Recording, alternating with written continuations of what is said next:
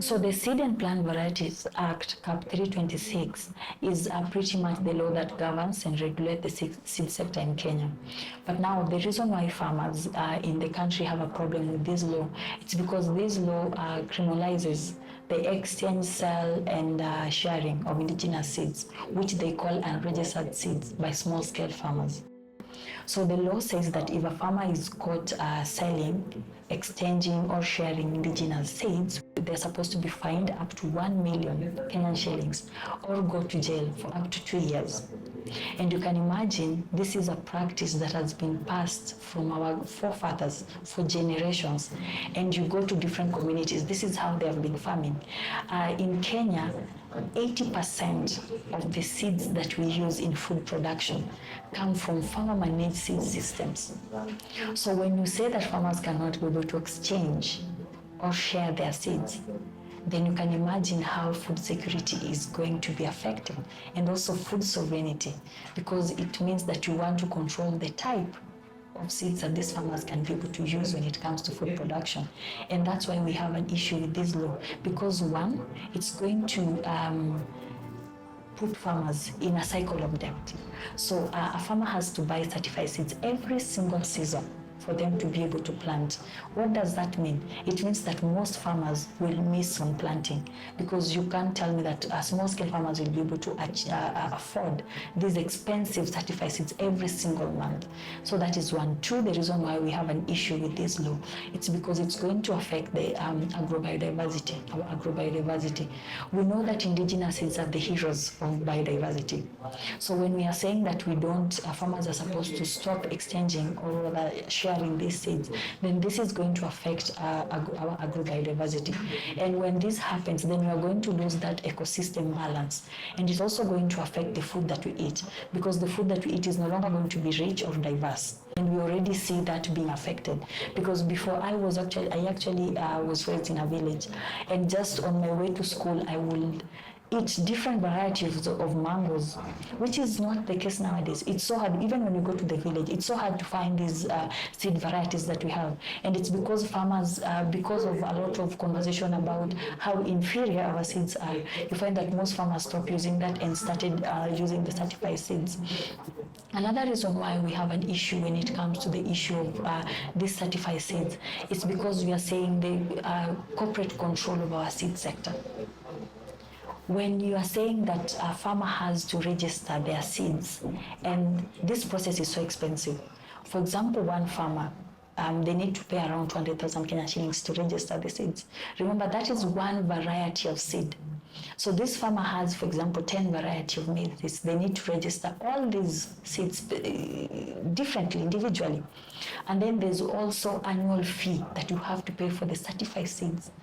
So truly, let's just be honest, if this is for the farmers, and if this is to protect farmers, where do you expect these farmers, small-scale farmers, to get that money from, to be able to certify every single variety of seed that they have?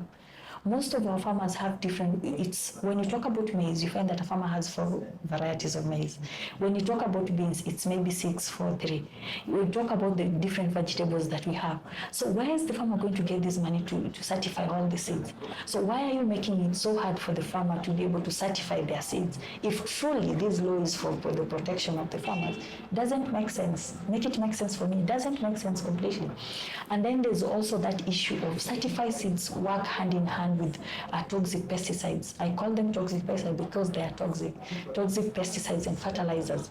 So most of the time when you go to an agrovet, you know what a farmer will be told? When you buy this specific maize seed variety, you have to get this pesticide and you have to get this fertilizer. What does that mean? It means that apart from having to put aside money to buy these certified seeds, they have to put money aside to buy the pesticides and to put money aside to buy the fertilizer.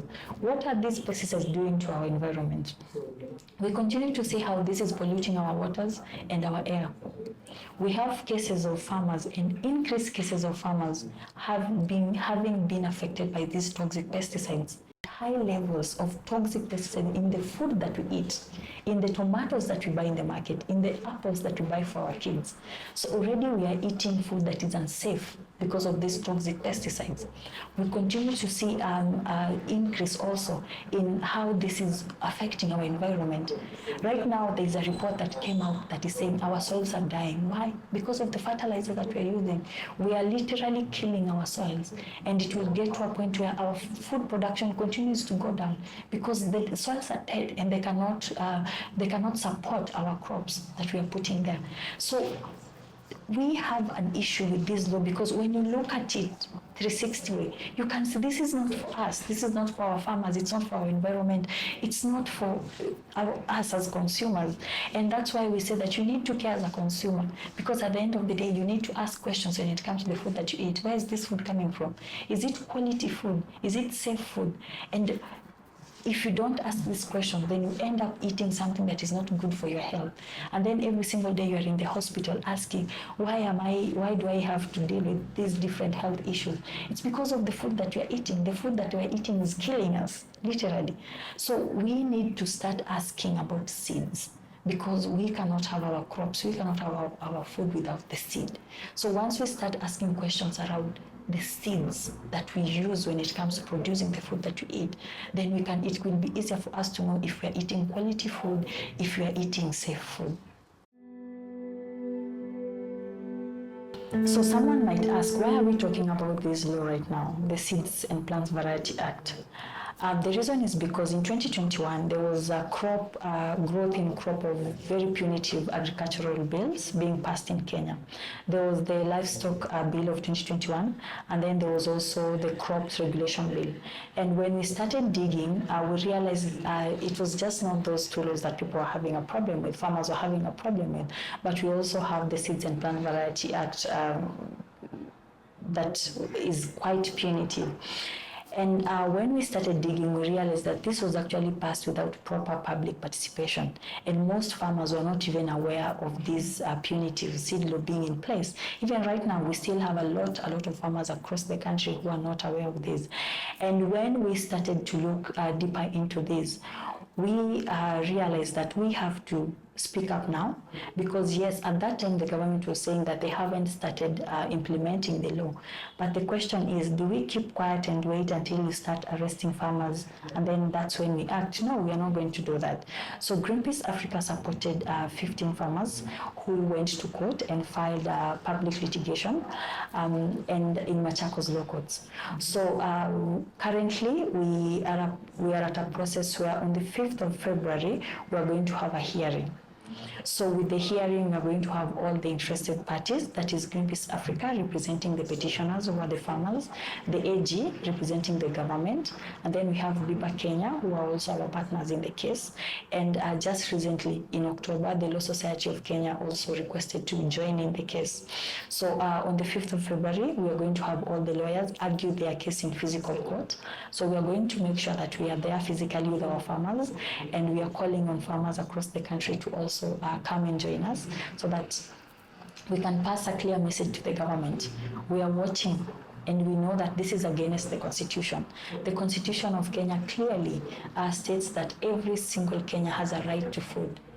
When you want to limit me exchanging and sharing seeds with my neighbor, then that's you coming in between my right to food. The Constitution of Kenya is also clear. Article 68 clearly states that the government needs to protect indigenous practices and knowledge. When you are saying that I can't be able to exchange the seeds and inform knowledge that has been passed to me by my grandfathers, by my forefathers, then that's you coming against my right as a Kenyan. So this is against the Constitution, and we are hoping that the court is going to listen.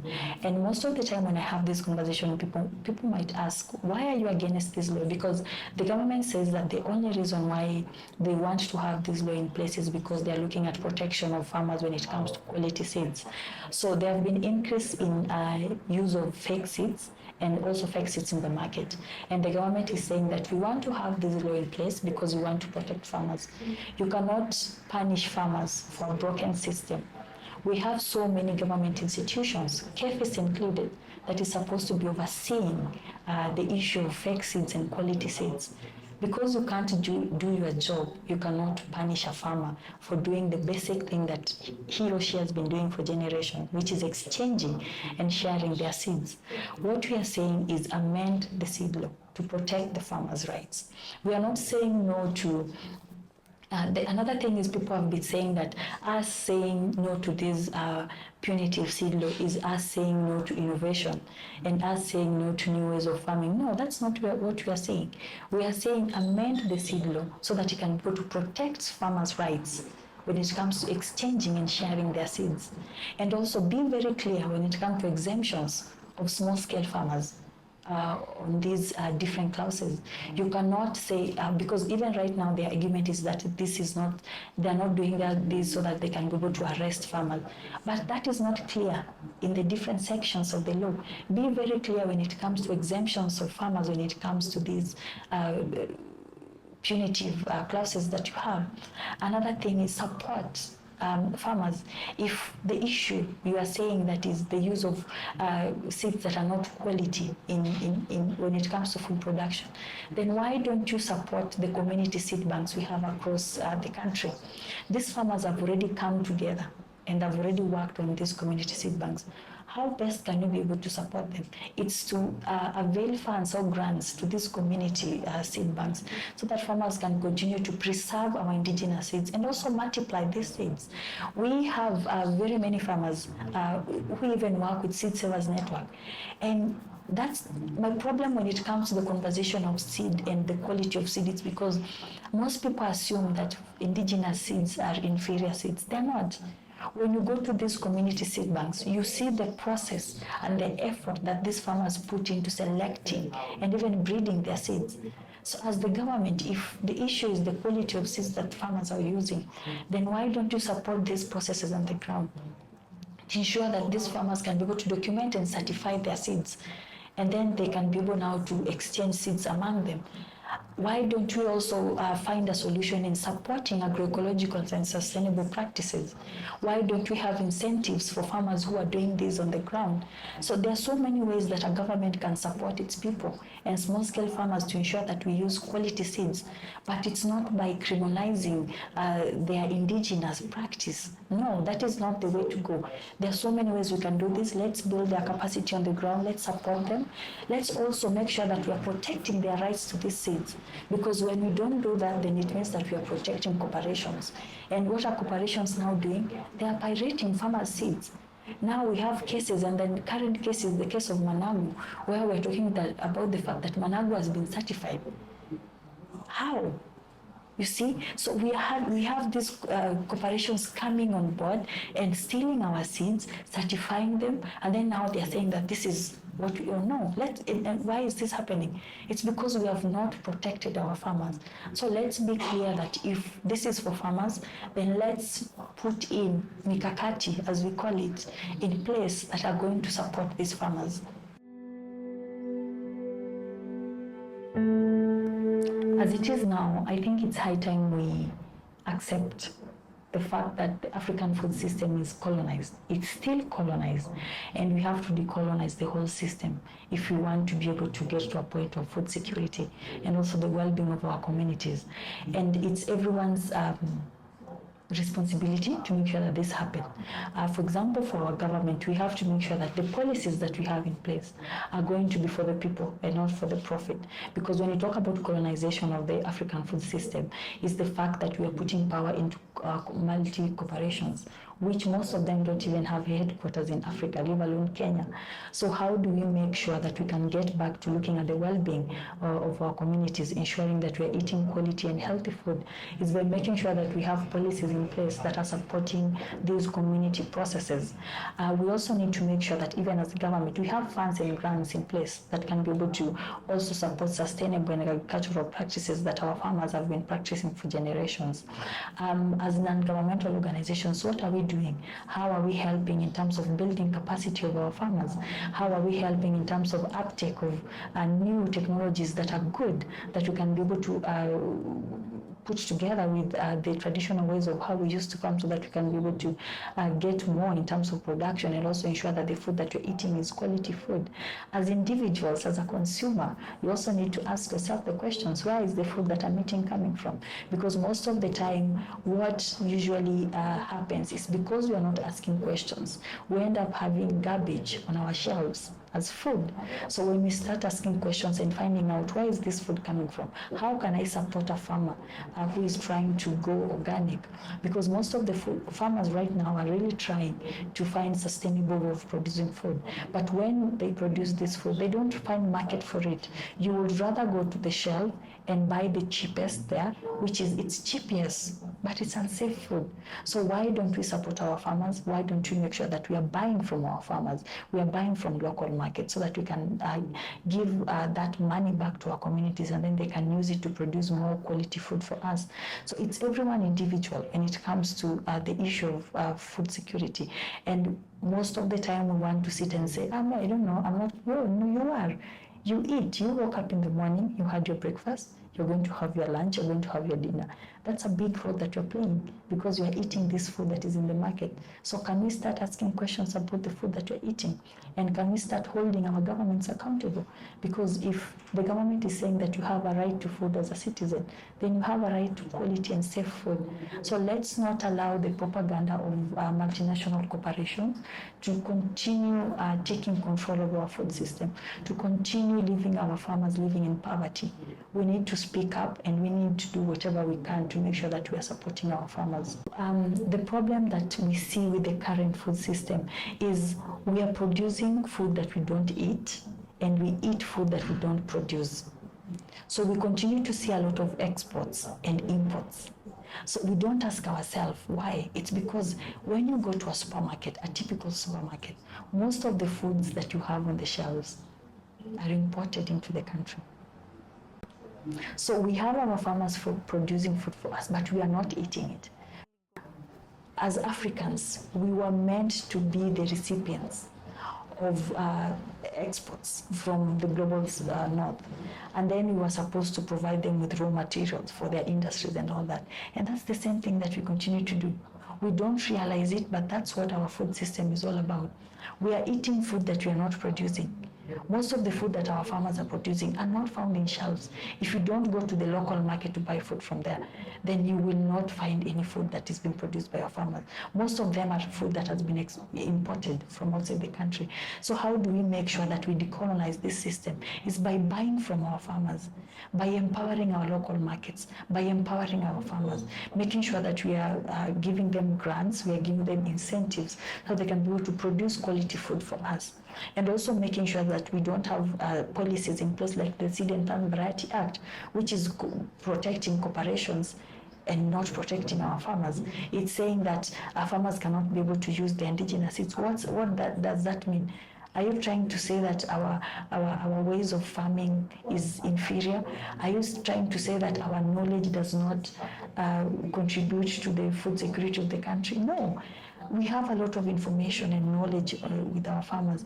Why don't we use that to continue developing our food system? So we need to move away from looking for solutions from the south, global south, and realizing that we have the solutions ourselves. When it comes to the issue of seed quality, we have the solutions. When it comes to food production, we have the solutions. The more we keep relying on research, even from outside, that's where we keep losing. We have researchers in the country. As a country, are we really using that research that we get from inside the country? Why do we always rely on research from outside? We have research that has been there for years and years and years that shows clearly what type of, for example, when we go back to the issues of seeds, which localities, we know that. Why don't we go back to that? Why don't we depend on our researchers to make sure that we take that and we help our farmers so that they can be able to produce better and quality food?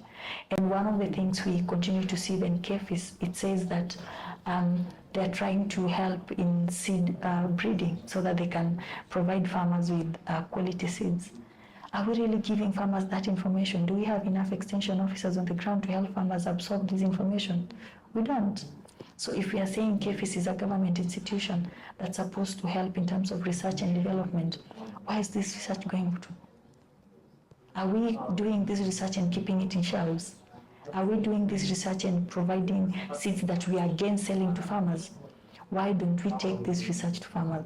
Why don't we ensure that we have enough extension officers on the ground who can help these farmers identify this sustainable and responsible way of producing food that they can also use? And I've mentioned the community seed banks. Are we really trying to build the capacity of these community seed banks? We're not doing that. So we cannot say that what our farmers is and what the farmers are doing is not working, and we are not doing anything to help them use maybe the ways that we think are working. So we need to do more in terms of protecting and empowering these farmers. There's also the issue of food waste, which is a very big problem in Kenya. But do we have enough infrastructure at the village level to ensure that when farmers produce food, there's a storage somewhere where they can keep their food? Now we have county governments. Do we even have county storage facilities for farmers? We don't, you see. So we have already failed our farmers so much by doing so little. So why don't we do what we are supposed to do? And then if that doesn't work, then we can say, okay, we've tried supporting our farmers and it's not working. Can we look for a different option? But currently, as we are as a country, we are not supporting our farmers. Decolonizing the African food system or the Kenyan food system is by going back to support the people who feed us. And these are small-scale farmers. 20 years down the line, why are we not seeing change in terms of increase in food security, well-being of communities? We continue to see our small-scale farmers live in poverty. We continue to see issues of food insecurity increase as a country.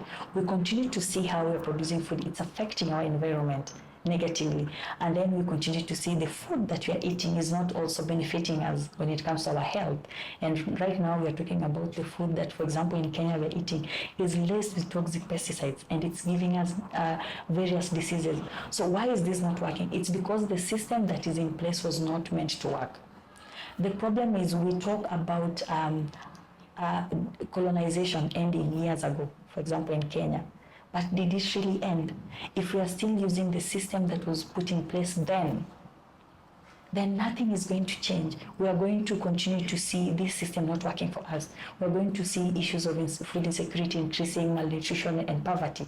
So what we need to do is we need to decolonize our food system so that it can work for us, it can work for our communities. And that's why as Greenpeace Africa, we talk about shifting back to food sovereignty and not just focusing on food security. Because when you talk about food sovereignty, it looks at the production of food from a general picture. So we're talking about, yes, you're producing food, but how is the way you're producing food helping these communities? Are we producing food and then we leave communities wallowing in poverty? Are we producing food and then we give our kids food that is not even nutritious? Are we producing food that is harming the environment? So there's need for us to make sure that the food that we are getting is relevant to our communities. It's relevant to our culture. We continue to see communities saying that we've been working with maybe different non-governmental organizations and the government to see how we can move from food insecurity. But we don't see this working. And we have so many non-governmental organizations working on issues of food in Africa. But we don't see the change. Why? It's because we want to bring solutions to these communities. They already have solutions. We just need to empower them and strengthen the practices and what they're doing. So that you have to listen to them. What is their need? You need to understand what is relevant to them in terms of crops, in terms of livestock, what is relevant to them. And then once you understand what's relevant to them, you can go to support that process. And that's why you see when farmers are talking about seed sovereignty, because you go to an area and then you want to give them certified seeds and you tell them this is going to work. No, they have their own seeds. These seeds are acclimatized to local conditions. one thing that we don't appreciate is the knowledge that farmers have.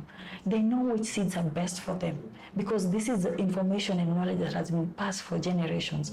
So you go to a specific area, for example in Nakuru, you can't tell a farmer this is the best seed for you. Listen to them, understand what is best for them. If it's you're going to the Rift Valley, if we talk about Rift Valley being the biggest producer of maize in Kenya, you need to understand what type of the maize variety they've been using. Then once you understand what they've been using, you can help by now supporting that. If you're talking about community seed banks, why don't we have government support these community seed banks so that farmers can do the breeding themselves, the multiplication themselves? Because that you'll be giving power back to the community and not giving power to a multinational to have control over the seeds these farmers are going to use in production. So I think we need to go back as a country, even as a continent in general. We need to understand that we are not coming up with new solutions for these communities. They already know, they already have the knowledge that is relevant to how they're producing food. So what we need to do is let's have conversations with them and let's improve what they're doing and not really come up with new ideas of for example, food production. Arise Africa. It's time for us to empower our people, drive actions, and deliver